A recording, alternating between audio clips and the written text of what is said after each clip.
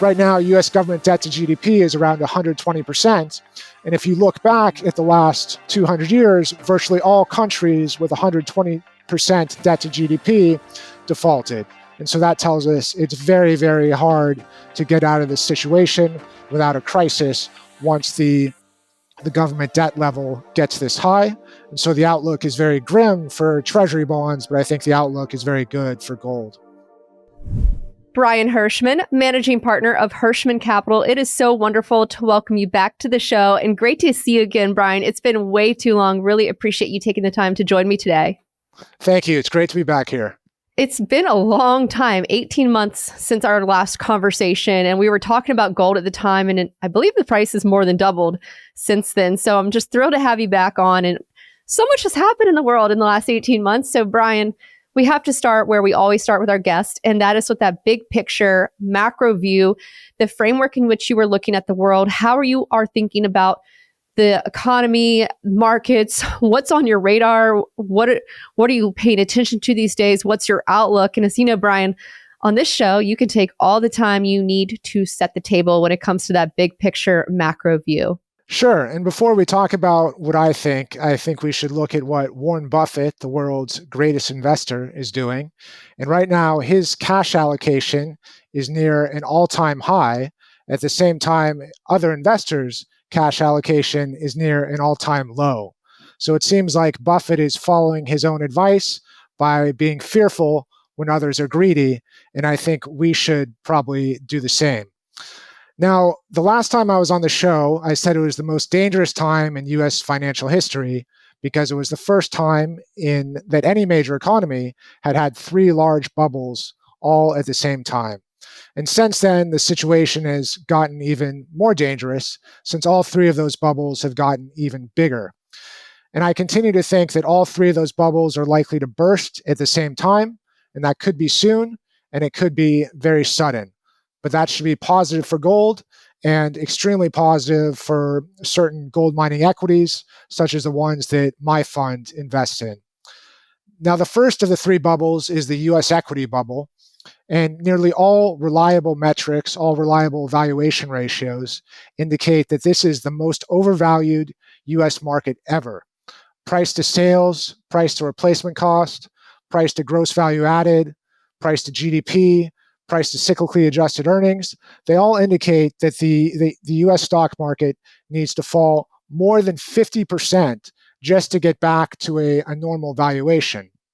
And if, as seems likely, we head into an inflation crisis, then the US stock market would need to fall more than 80% if it returns to the same valuation that it was at around 1980 during the last US inflation crisis.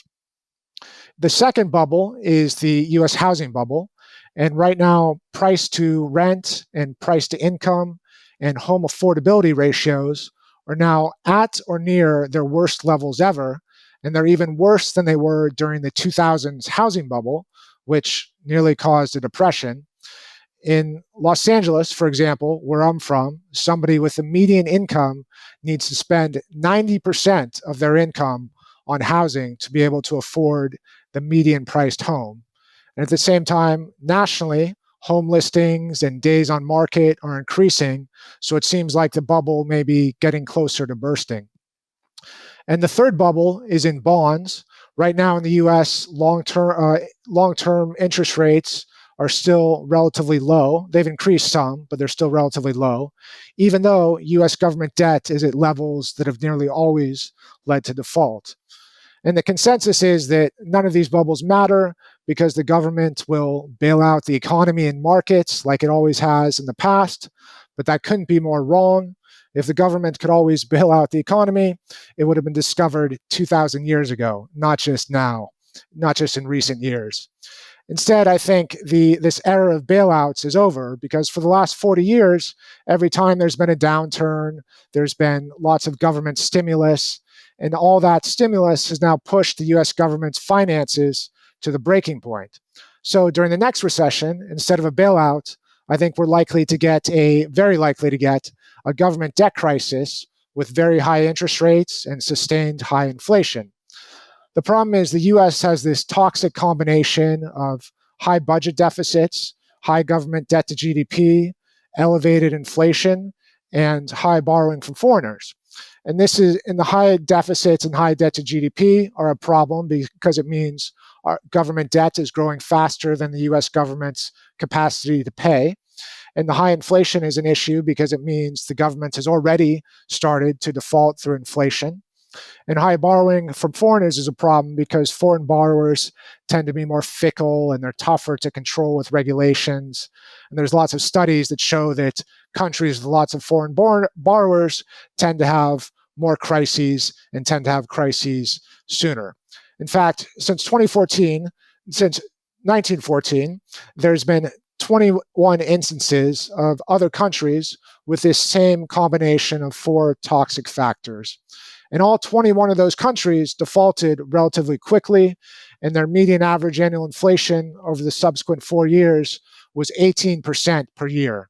And none of them was able to avoid sustained high inflation through recession or through QE or some central bank policy.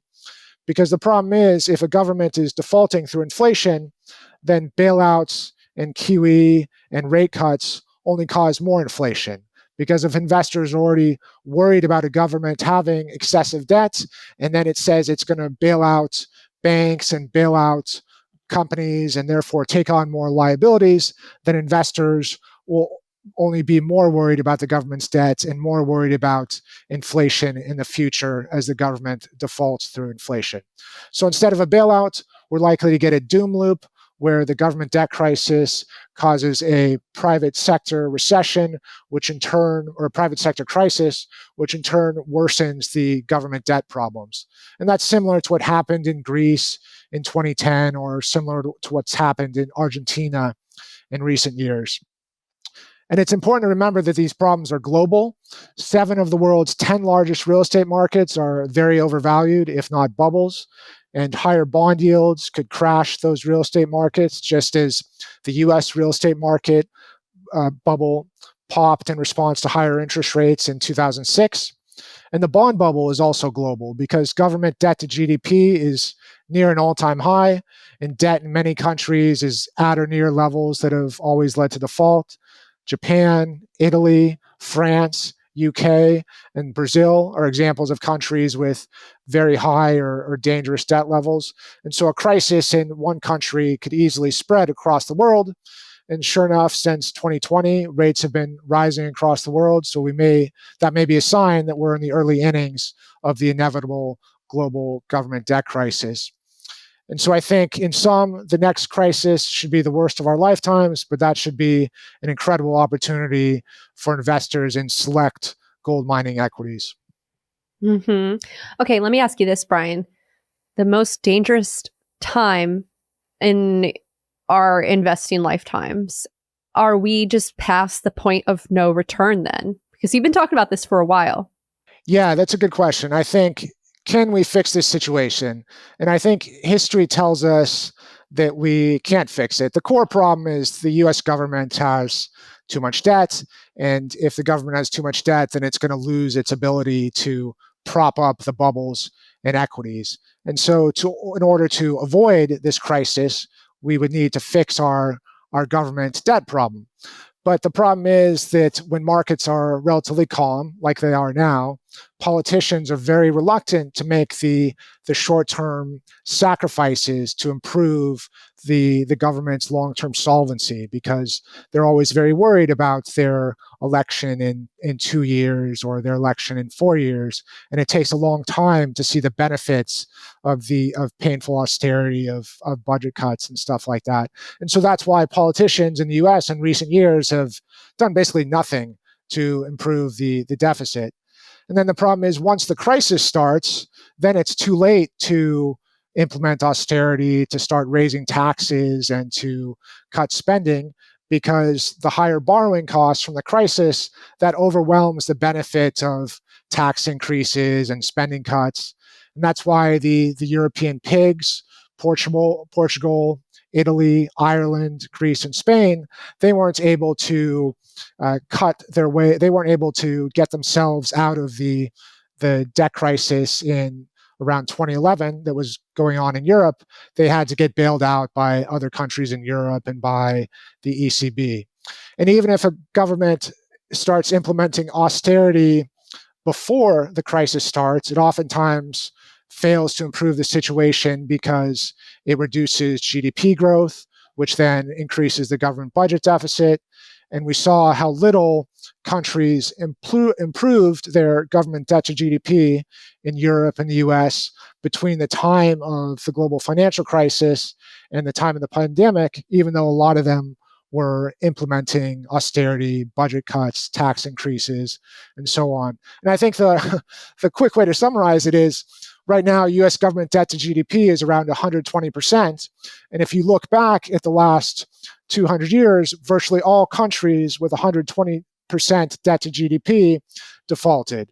And so that tells us it's very, very hard to get out of this situation without a crisis once the government debt level gets this high. And so the outlook is very grim for treasury bonds, but I think the outlook is very good for gold. This episode is brought to you by VanEck's Rare Earth and Strategic Metals ETF, ticker symbol REMX. Rare earths are the hidden backbone of modern technology and defense, powering everything from smartphones and electric vehicles to fighter jets and wind turbines. VanEck recognized this early, launching the Rare Earth and Strategic Metals ETF, ticker symbol REMX, 15 years ago, well before supply chain security became a global priority. Today, China dominates the production and refining capacity of rare earths, creating real challenges for global supply chain security as these materials are essential for technological innovation, clean energy, and national security. That's why countries all around the world are racing to build their own supply chains and reduce reliance on China. As this global shift continues, investment in the rare earth ecosystem is growing rapidly, from mining to advanced manufacturing. Investors can gain access to this powerful trend through REMX. Visit vaneck.com/REMX Julia to learn more. Yeah, 120% for that U.S. federal debt to GDP ratio. The U.S. debt sits at north of 38.2 trillion. I feel like, gosh, it's probably, I should go back and look at what it was 18 months ago. We probably added a few trillion in that time frame. So, Brian, the cause of the next crisis then, does that lie at the feet of the government? Is it the government that kind of got us into this predicament then?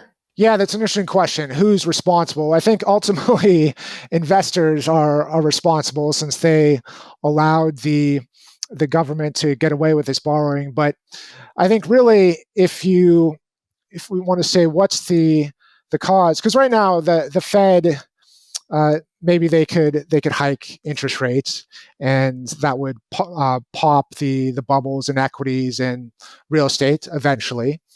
But then we would have a terrible crisis because there's so much debt that's built up in the system, and we have these two gigantic bubbles in equities and real estate. So the Fed isn't going to do that. No sane person would do that. So really, where the problem started, and other people have made this point, is we've been bailing out the private sector, the economy, the markets, every time there's been a minor downturn for the last 40 years. And we shouldn't have been doing that. The time to fix the problem was back in the early 80s. We should have allowed recessions and not always bailed out continental Illinois, not always bailed out emerging markets that were having crises, and not always aggressively cut rates when it looked like there'd be a recession. Because if we hadn't done that, we wouldn't have such high consumer debt and government debt and corporate debt levels right now, because when investors and borrowers think that the government is always going to bail them out in a downturn, that encourages them to be more reckless and to borrow more and to lend to more risky companies and invest in more risky companies. And all this reckless behavior has led to these gigantic bubbles we have right now, these very high corporate government and consumer debt levels.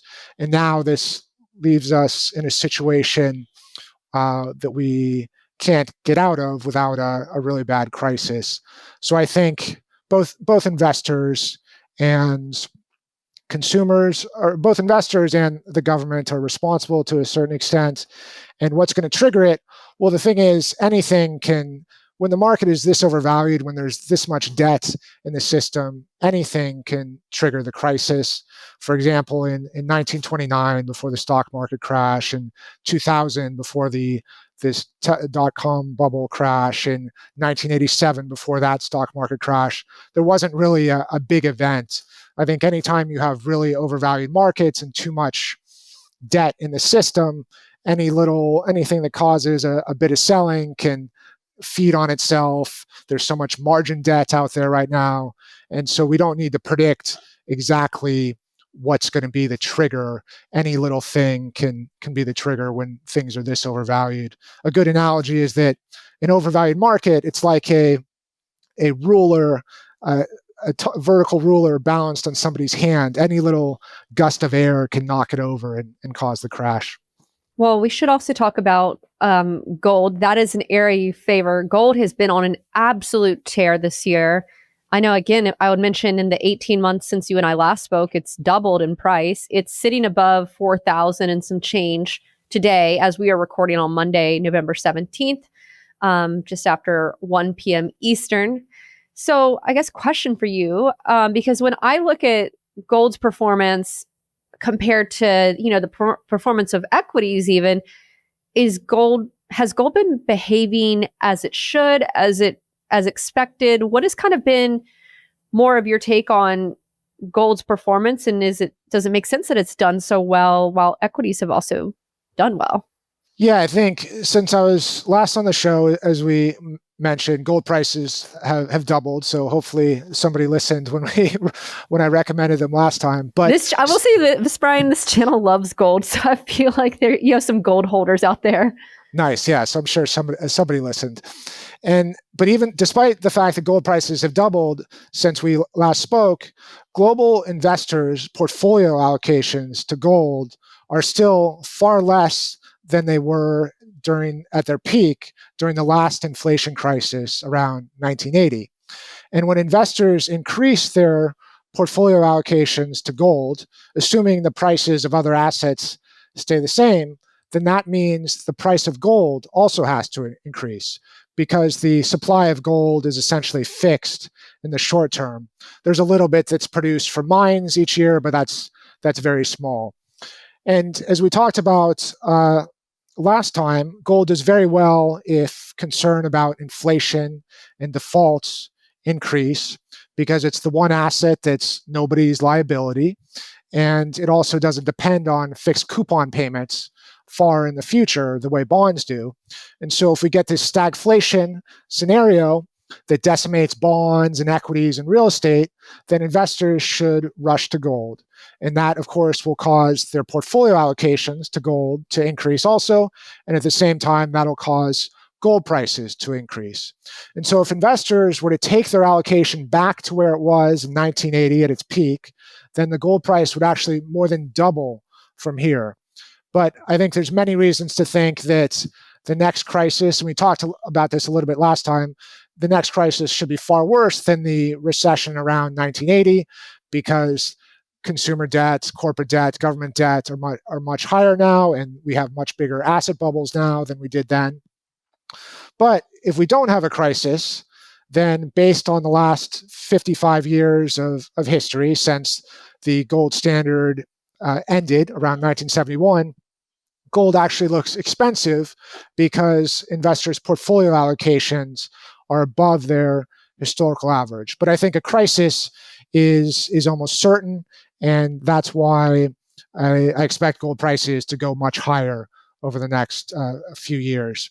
And then as far as equities, I think that's a really good question, because the last time investors' gold portfolio allocations were this high, around 1979 to 1982, the valuation of U.S. equities was around 75 to 80% lower. So we've never seen a situation where we have such high gold portfolio allocations and equity valuations are extremely, extremely high. But I think you don't need everyone to be bearish in order for the gold price to skyrocket. Gold is a very small asset class compared to bonds and compared to equities and compared to real estate. So if you get a small increase in concern about default and inflation, it can lead to a huge increase in the gold price. A 1 percentage point shift in investors' portfolios from bonds to gold would cause a huge increase in the gold price because gold is such a small percentage of investors' portfolios. So I think the important thing to remember is we're headed for the mother of all financial crises, and based on history, gold portfolio allocations should go much higher, and that means gold prices should go much higher. But gold is not as undervalued as it was relative to equities or in absolute terms. And so that means I'm now starting to look at things like buying puts on equities or assets correlated with equities, since those sorts of trades have become relatively more attractive and could be a good complement to our gold mining equity investments. Okay. So if I heard you correctly, gold more than double from here. So we're just above 4,000. 8,000? Is that the price target then? I think if it goes back to the same peak portfolio allocation that was at in... And what was that in terms of percentage, or I don't know. That's a good question. Yeah. I actually, since my competitors don't want to listen to this, I don't want to give away too much, okay. But hopefully the information I'm still sharing will be helpful. But I'd say it's still a relatively low percentage, and even the percentage it got to around 1980, if a client came to me and said, I have this much of my portfolio allocated to gold and gold mining equities, I would say that's very reasonable. That doesn't seem excessive at all. So I think it could, if it goes back to that same portfolio allocation, then it would actually go to more than 8,500. And as I mentioned, I think the next crisis will almost certainly, or is highly likely, to be worse than the 1981, and therefore it's very reasonable to think we'll go above 8,500. But again, that's a peak valuation, so I certainly wouldn't be buying gold. I would probably be selling our gold mining equity investments well before then. But that is the potential. That is a reasonable target if we have a crisis, which I think we're highly likely to. It's so interesting. Okay, so in the last couple of months, you've heard the term, I'm sure, the debasement trade. You've also probably seen like the headlines. It was Morgan Stanley made headlines for like the allocation or for the portfolio should be like, instead of the 60-40, 60-20-20, 20% being gold. I imagine that also bodes well for the thesis. Just more of a general thing. What has been like your thought process on like the debasement trade starting to become a bit more mainstream? Yeah, I think it's I'm not surprised, right? I've been saying for a while that gold is very undervalued and has tremendous upside, and we're heading for an inevitable government debt crisis that is going to involve the US government defaulting through inflation. So it's not at all surprising that the debasement trade is becoming more popular. But as you asked about before, and I think it was a very good question, it is strange that the debasement trade is becoming so popular when equity valuations are still too high. But I think gold valuations are still, there's still a lot of upside there, as we talked about. And the valuations of the gold mining equities in my portfolio are still incredibly low. So still very bullish on those for sure. Yeah. So gold still has plenty of room to run. And you've mentioned gold mining equities companies. It's a topic that has come up a few times on the channel. It's definitely coming up more often. And I'll tell you this, Brian, I am not an expert on the gold miners. I am starting to learn just from various guests who have been talking about it. Chris Whalen is one.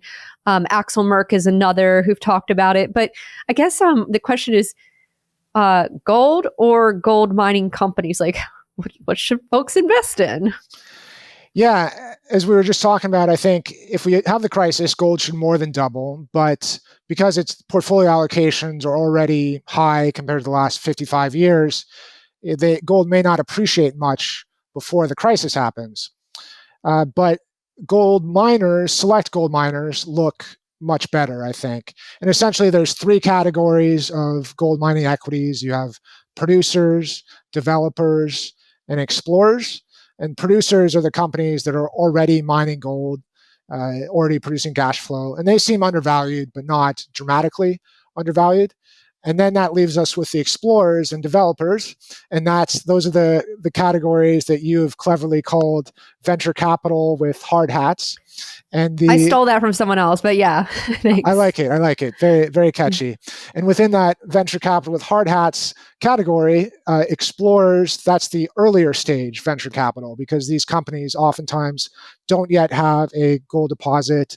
And so there's lots of geological risk.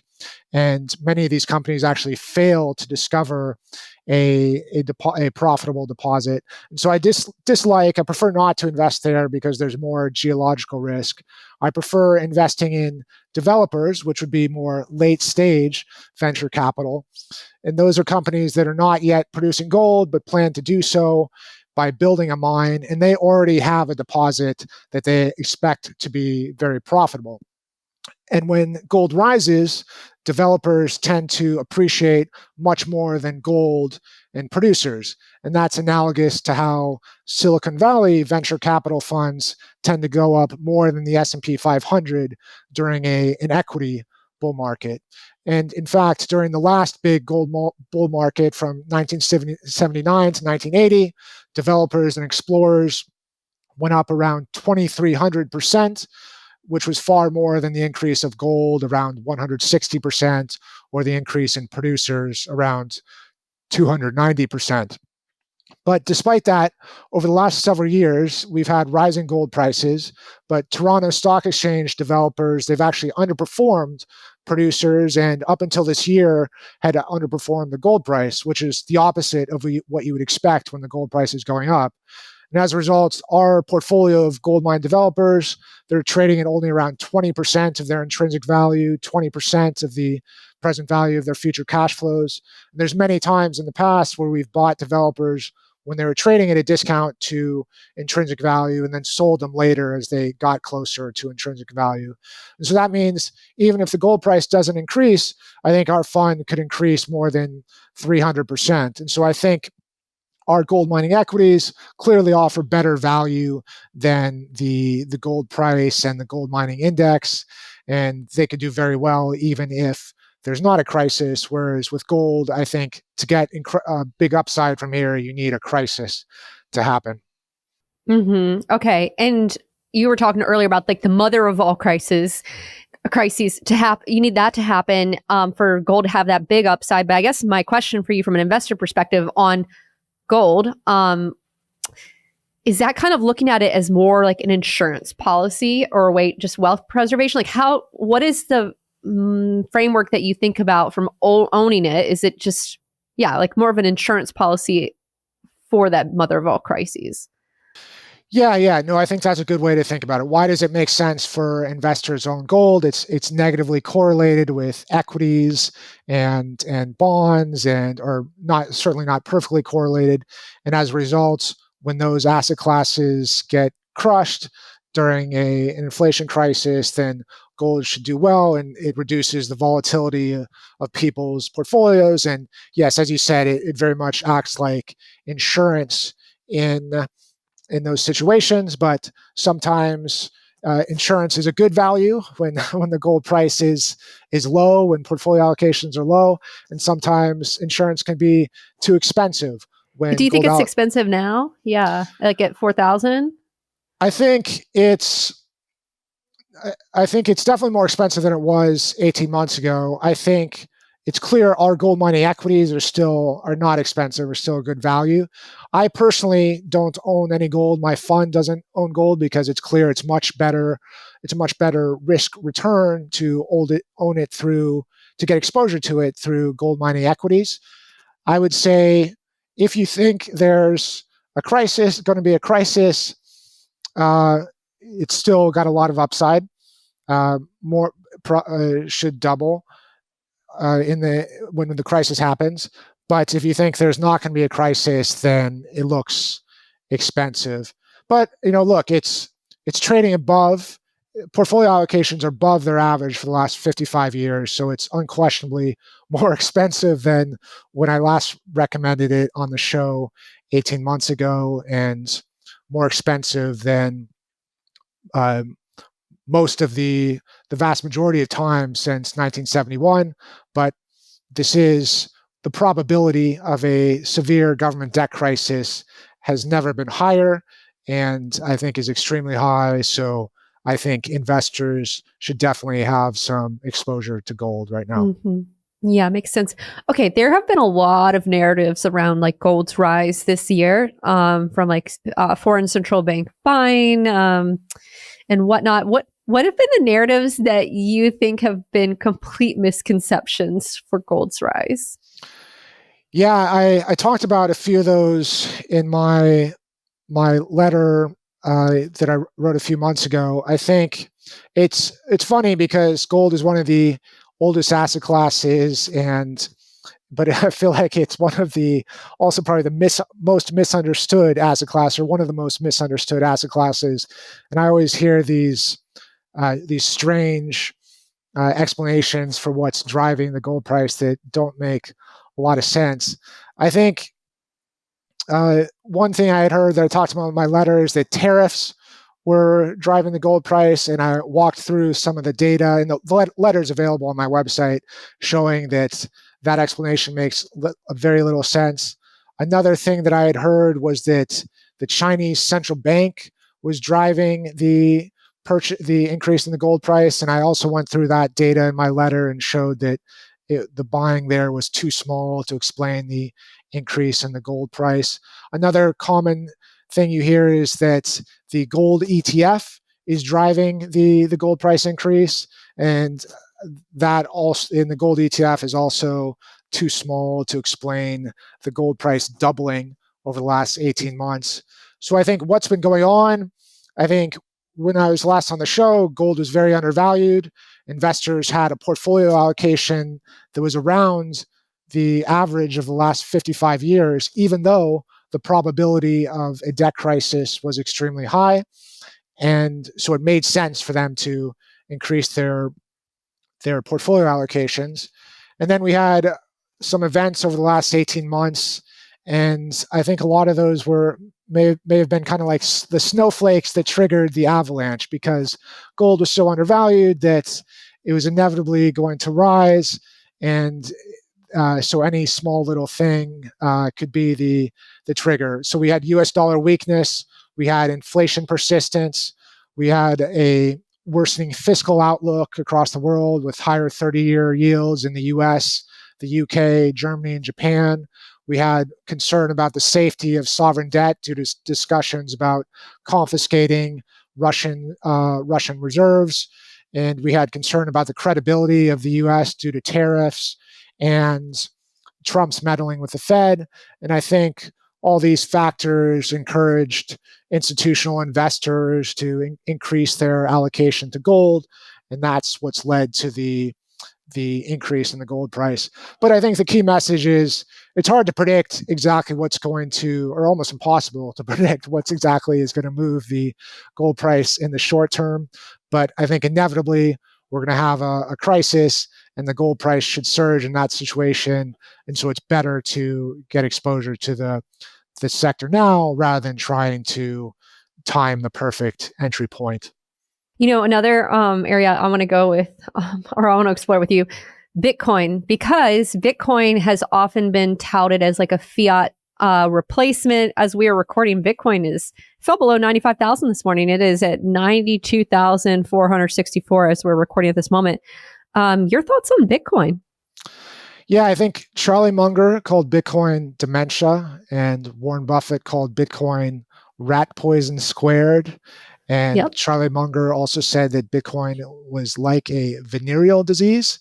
And I think those are reasonable descriptions, because Bitcoin, although it has limited supply, the problem is cryptocurrencies in general, in aggregate, have unlimited supply. In fact, there's over 27 million different cryptocurrencies that have been created.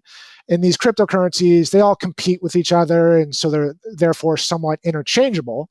And that means that effectively, Bitcoin doesn't have limited supply. It actually has unlimited supply because it's somewhat interchangeable with all these other cryptocurrencies. And anything with unlimited supply is essentially worthless. And so it reminds me of the tulip bubble in the 1600, or the baseball card bubble when I was a little kid, or the NFT bubble in 2022.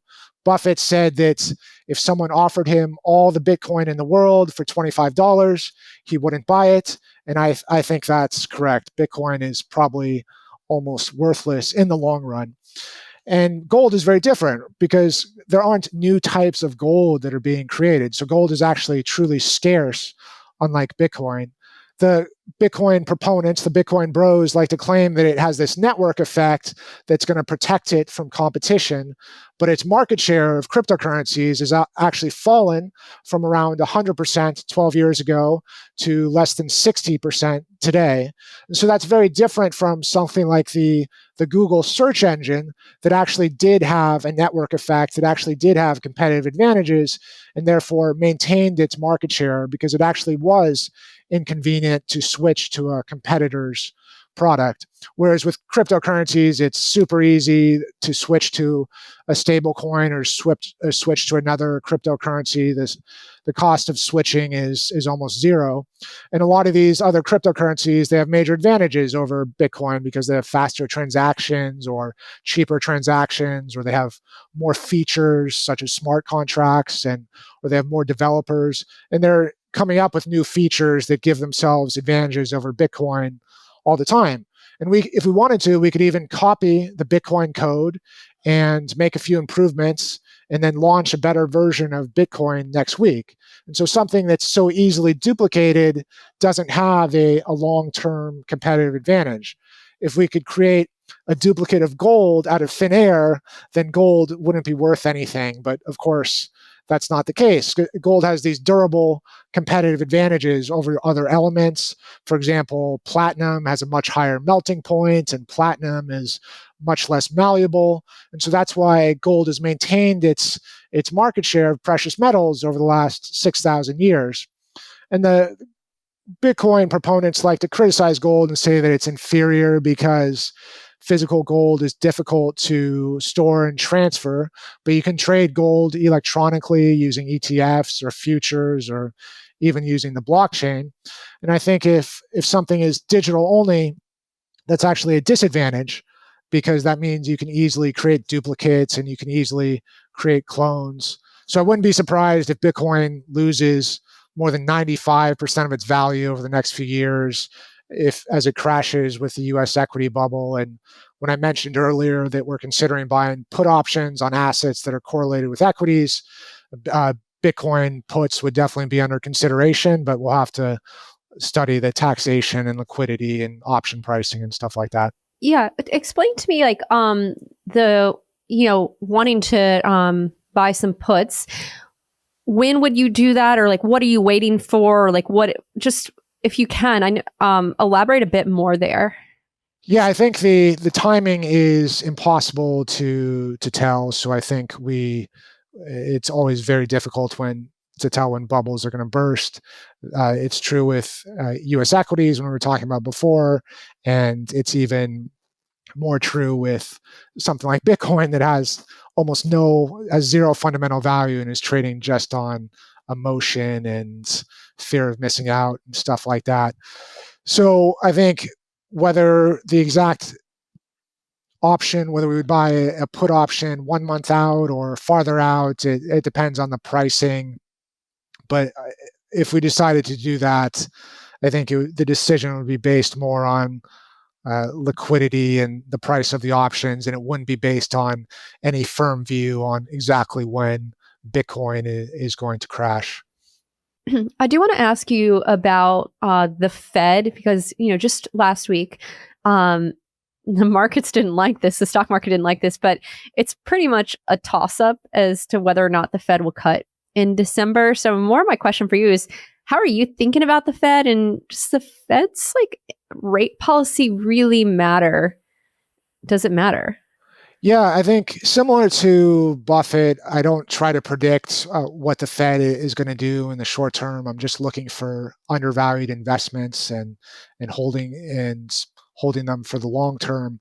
But I agree, investors, they're super focused on the questions about what the Fed is going to do, but I don't think it really matters in the long term, regardless of what the Fed does. US equities are a bubble, and over the long term, the gold miners we're invested in look very undervalued. I think ultimately we're heading for this stagflation on steroids scenario, and the Fed is going to be trapped and it's going to lose control of interest rates.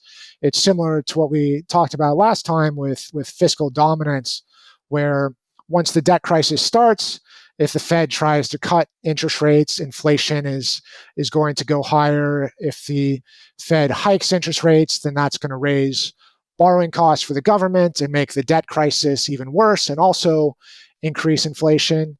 If the Fed tries to implement QE during a inflation crisis, that's going to lead to higher interest rates actually and higher inflation, because investors will perceive it as the government stuffing bonds into the central bank because the government is afraid to sell them to investors. And so that's why QE stops working during a debt crisis. And that's why countries like Brazil and Turkey haven't been able to implement QE in recent years. But I think investors, they've become like junkies, kind of addicted to government bailouts through the Fed's rate cuts. And during the next recession, we're not going to get a Fed bailout through big rate cuts. We're probably going to get increasing interest rates, and unfortunately, that's probably going to decimate a lot of investors. And so I think the Fed is going to be one of the sources of the next crisis, not the savior like it usually is. Yeah, and that's kind of like that doom loop you were referencing earlier.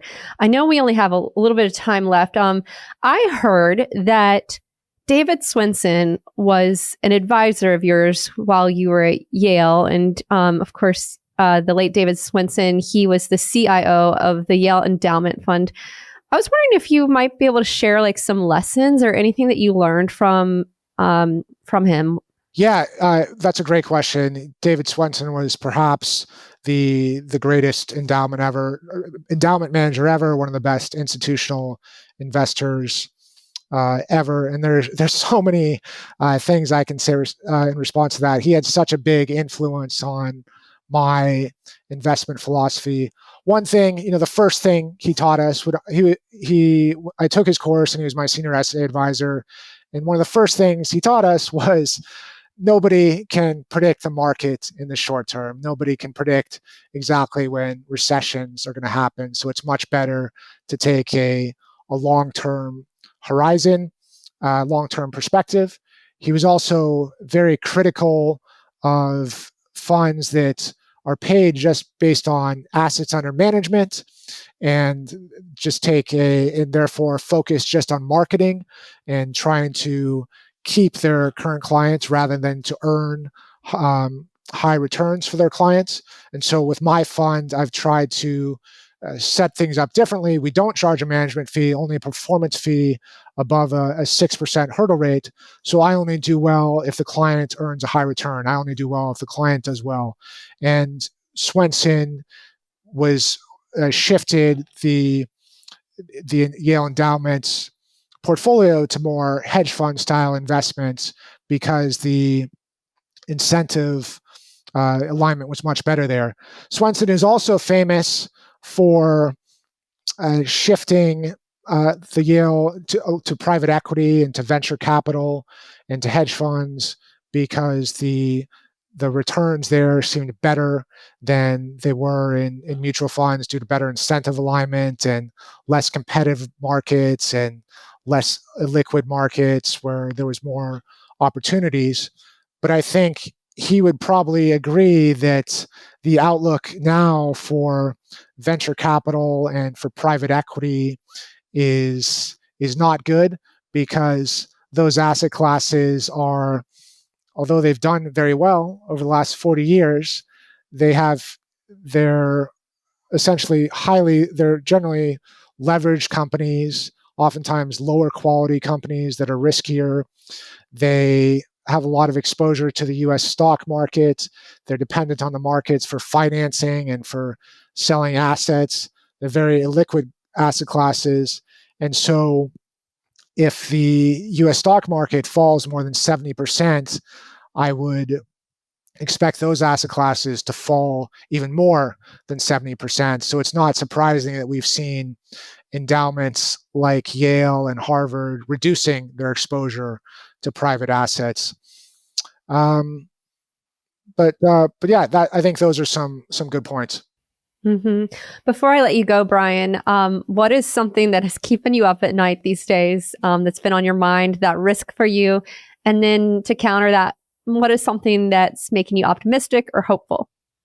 Yeah, I think for my fund, a lot of the things that worry most investors should actually be good for gold. So I think the thing I don't worry as much about an invasion of Taiwan or a terrorist attack or a stock market crash or a recession or more tariffs or another pandemic. Those should generally be positive for gold. But a sustained gold price decline, that could certainly cause a temporary decline in the fund's portfolio. I think as we talked about, the valuations of the portfolio are low, so we may not our investments may not decline much if that were to happen. And I think we're headed for a crisis soon, which should send gold higher, as we talked about. But as far as what I'm optimistic about, I've been traveling outside the U.S.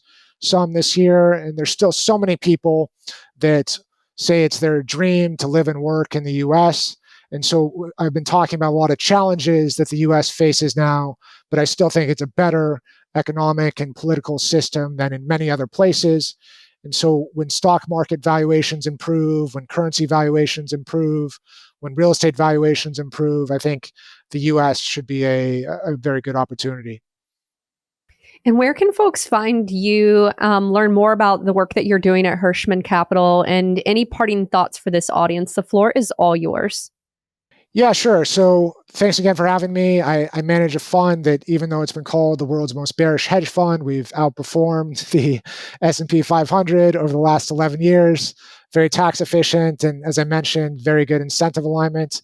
And my fund's website is hcapital.llc, and I'm available on Twitter at hcapitalllc. So thanks again for having me. Brian Hirschmann, managing partner of Hirschmann Capital. Thank you so much for being so generous with your time, all of your knowledge, your wisdom, helping us all learn and get better. I really, really appreciate you. And I look forward to our next conversation. Thanks again, Brian. My pleasure. Thank you.